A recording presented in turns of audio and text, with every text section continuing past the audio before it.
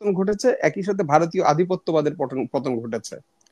ভারত চিন্তা করেছে যদি আমাকে আবার ফিরতে হয় তাহলে একটাই রাস্তা, এই ঐক্যবদ্ধ মানুষকে মানে বিভক্তির সৃষ্টি করতে হবে। এর একটা রাজনৈতিক দল গঠন করতে গেলেন। এখন আমরা যদি চিন্তা করি যে নির্বাচন একটা টুর্নামেন্ট এবং এই সরকার সেই টুর্নামেন্টের আয়োজক কমিটি, রাজনৈতিক দলগুলো সেই নির্বাচন বা রেফারি, তারা রেফারি দেবে, তারা নির্বাচন অনুষ্ঠান করবে। বাট এখানে খেলোয়াড় হলো রাজনৈতিক দলগুলো। জামাতের রাজনৈতিক অফিস বন্ধ করে একেবারে তালাগালা মানে সিলগালা ছিল।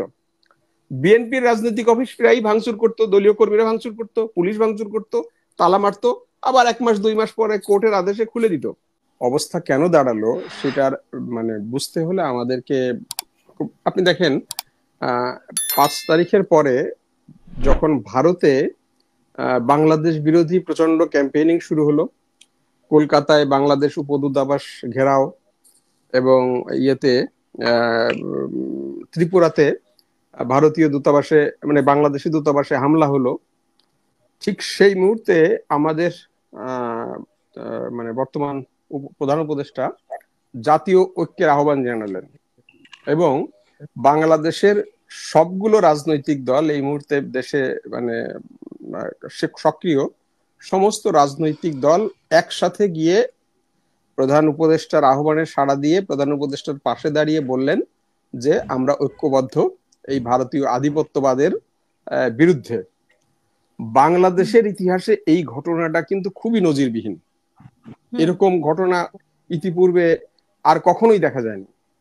এবং এই যে যূথবদ্ধতা, এই যে ঐক্যবদ্ধ এই যে 18 কোটি মানুষের সম্মিলিত মানে 36 কোটি হাত, এইটার ফলে কিন্তু ওই যে ওই ষড়যন্ত্র কিন্তু মানে ভেস্তে গেছে এবং থেমে গেছে। এবং এই হিসাবটা কিন্তু ভারত জানে বলেই 5 তারিখের পর থেকে সে চিন্তা করেছে যে এই যে ঐক্যবদ্ধভাবে এই দেশের মানুষ ফ্যাসিবাদকে মানে দিয়েছে, মানে তাড়িয়ে দিয়েছে, ভাগিয়ে দিয়েছে। কোথায় ভাগিয়ে দিয়েছে? তার মানে পৃষ্ঠপোষক দেশে। এবং 5 তারিখে এই দেশে শেখ হাসিনার যেমন পতন ঘটেছে, একই সাথে ভারতীয় আধিপত্যবাদের পতন ঘটেছে। ভারত চিন্তা করেছে যদি আমাকে আবার ফিরতে হয় তাহলে একটাই রাস্তা, এই ঐক্যবদ্ধ মানুষকে মানে বিভক্তির সৃষ্টি করতে হবে, তাদের মধ্যে বিভেদ সৃষ্টি করতে হবে, তাদের মধ্যে অনৈক্য, অবিশ্বাস, দ্বন্দ্ব সৃষ্টি করতে হবে। সেই জন্য এই দেশে থাকা যে সমস্ত ভারতীয় নিয়োগী এবং তাদের এজেন্টরা ছিল, এরা এই বিভিন্ন রাজনৈতিক দলগুলোর সাথে বিভিন্ন মানে সক্রিয় বিভিন্ন শক্তিগুলোর সাথে ডিফারেন্ট ভাবে তারা এনগেজ হয়েছে। হ্যাঁ, একজনকে বলেছে আমি আপনাকে নিয়ে আসতেছি, আরেকজনকে বলেছে আমি আপনাকে ক্ষমতায় নিয়ে আসতেছি, আরেকজনকে বলছে আপনি ওর সাথে থাকেন না, আমি আপনাকে আনবো, আরেকজনকে আবার বলছে যে না আপনাকেই আমি ফিরিয়ে আনবো। এইভাবে প্রত্যেককেই তারা মানে এক ধরনের তৈরি করেছে যে ভারত বোধহয় তাকেই ক্ষমতায় ফিরিয়ে আনবে। এবং আমাদের দুর্ভাগ্য হলো যে আমাদের রাজনৈতিক দল এবং এই বিভিন্ন সেক্টর গুলো কিছুটা হলেও এই ট্র্যাপের মধ্যে পা দিয়েছে এবং মানে এই ফাঁদে পড়েছে।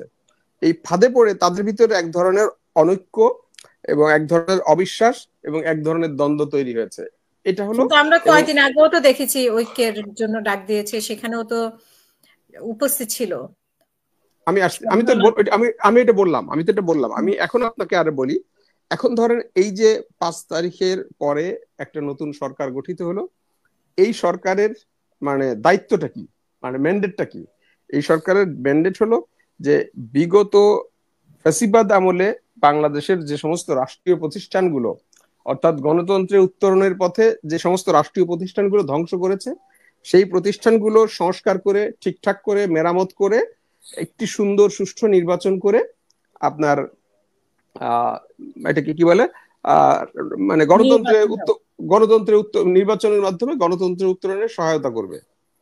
কিন্তু আমরা দেখলাম হঠাৎ করে ওই যে বললাম যে এই মানে এই নিয়োগীরা নানা জায়গায় এনগেজ হয়েছে, তারা যাদের নেতৃত্বে এই ঘটনাটা ঘটেছে, যারা এই সামনে ছিল এই আন্দোলনের সামনে থেকে নেতৃত্ব দিয়েছে, সেই বিপ্লবী ছাত্র সমাজ তারা নিজেরাই, যারা এই সরকারের পার্ট বা এই সরকারকে নিয়োগ দিয়েছে ডক্টর ইউনূসের বক্তব্য অনুযায়ী, তারা নিজেরা একটা রাজনৈতিক দল গঠন করতে গেলেন।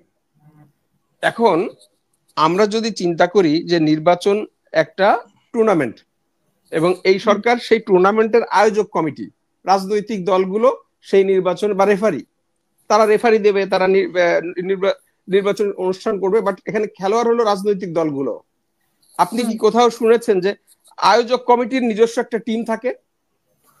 তো আয়োজক কমিটির তো নিজস্ব টিম থাকে না, কিন্তু আয়োজক কমিটি যখন নিজেই একটা টিম দিয়ে দেয় তখন সেই আয়োজক কমিটি কিন্তু নিরপেক্ষ থাকে না। বা বা রেফারি যদি নিজেও খেলতে শুরু করে, তারা তো এখনো দল গঠন করেনি। আমি আমি না না আমি বলছি তারা মানে এটাকে রেফারি যদি নিজেই খেলতে শুরু করে, হ্যাঁ, তাহলে কিন্তু আর এই সেই খেলা নিরপেক্ষ থাকে না। যে কথাটি এই যে এখন মির্জা ফখরুল ইসলাম আলমগীর বলেছে, যে কথাটি জামায়াতের আমির বলেছে, জামায়াতের আমিরের কথার ভিডিও নিশ্চয়ই আপনার কাছেও আছে, কিন্তু ওনার কথাটাকে ওইভাবে হাইলাইট করা হয়নি, মির্জা ফখরুলটাকে হাইলাইট করা হচ্ছে, কারণ মির্জা ফখরুলকে সিঙ্গেল আউট করা হচ্ছে। এটা একটা অন্য বিষয়, সেই আলোচনা আমি পরে আসছি। আমি বলতে চাচ্ছি যে এই যে একটা জিনিস যখন হয়েছে, আমার মতে উচিত ছিল যে এই ছাত্ররা একটা প্রেসার গ্রুপ হিসেবে থাকতো, তারা সুন্দর করে একটা ইলেকশন করতো, একটা সরকার ক্ষমতায় আসতো। এরপরে যদি তাদের কোনো রাজনৈতিক অভিলাষ বা ইচ্ছা থাকতো, সেটা তারা থাকতেই পারে। প্রত্যেক মানুষের রাজনৈতিক দল করার অধিকার আছে এবং আমার রাষ্ট্র সেটা স্বীকৃতি দেয়। এবং বিএনপি বা অন্য কোনো রাজনৈতিক দল কিন্তু বলছে না যে এই সরকার রাজনীতি, মানে এই ছাত্ররা রাজনীতি করতে পারবে না। এই বিএনপি মহাসচিব যারা বলেছে, তারা বলছে যে আমরা তো বহু রাজনৈতিক, আমরা তো বহুদলীয় গণতন্ত্রের কথা বলি, তো সেখানে সবাই রাজনীতি করতে পারবে, তো এরা রাজনীতি কেন করতে পারবে না? কিন্তু আপনি সরকারেও থাকবেন, আবার রাজনীতিতেও থাকবেন, রাজনৈতিক দল গঠন করবেন, এইটা হলে তো তখন এটা রাজনৈতিক সরকারের আন্ডারে হলে সেটা হতে পারে। কিন্তু যখন নিরপেক্ষ সরকারের আন্ডারে হয়, নিরপেক্ষ সরকার তো আবার একটা রাজনৈতিক দল থাকতে পারে না।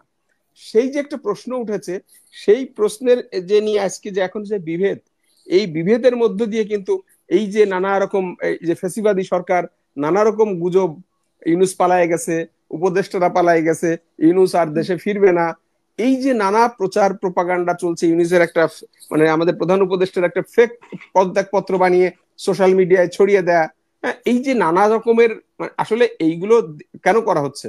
এগুলো একটা অন্যতম কারণ হলো তাদের কর্মীদেরকে চাঙ্গা রাখা। তাদের কারণ এছাড়া তো তারা আর কিভাবে করবে? আপনি দেখেন, আওয়ামী লীগ বলেছে 18 তারিখে তারা রাস্তায় নামবে, হরতাল দেবে, নামতে পেরেছে কোথাও? হরতাল কোথায়? তারপরে বলেছে 20শে জানুয়ারি তারা দেখিয়ে দেবে। তো আমরা 20শে জানুয়ারিতে আমিও ছিলাম, আপনি কি কিছু দেখেছেন? হাসিনা আপা, আপনি তো লন্ডনে অনেক দূর থেকে কিছু দেখেছেন? আমরা দেশে থেকে কিছু দেখি নাই। হাসিন ভাই দেখেন নাই, নান্নু ভাই কিছু দেখেন নাই, আপনি দূর থেকে কিছু দেখেছেন কিনা আমরা জানি না। তো এই যে দেখিয়ে দেয়া, 18 তারিখে দেখাতে পারে নাই, 20 তারিখে দেখাতে পারে নাই, আমরা কি দেখছি?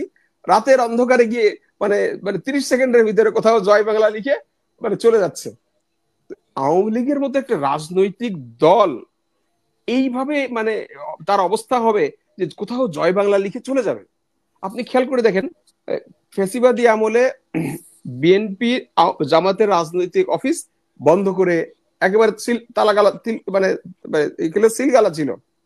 বিএনপির রাজনৈতিক অফিস প্রায় ভাঙচুর করতো, দলীয় কর্মীরা ভাঙচুর করতো, পুলিশ ভাঙচুর করতো, তালা মারতো, আবার 1 মাস 2 মাস পরে কোর্টের আদেশে খুলে দিত।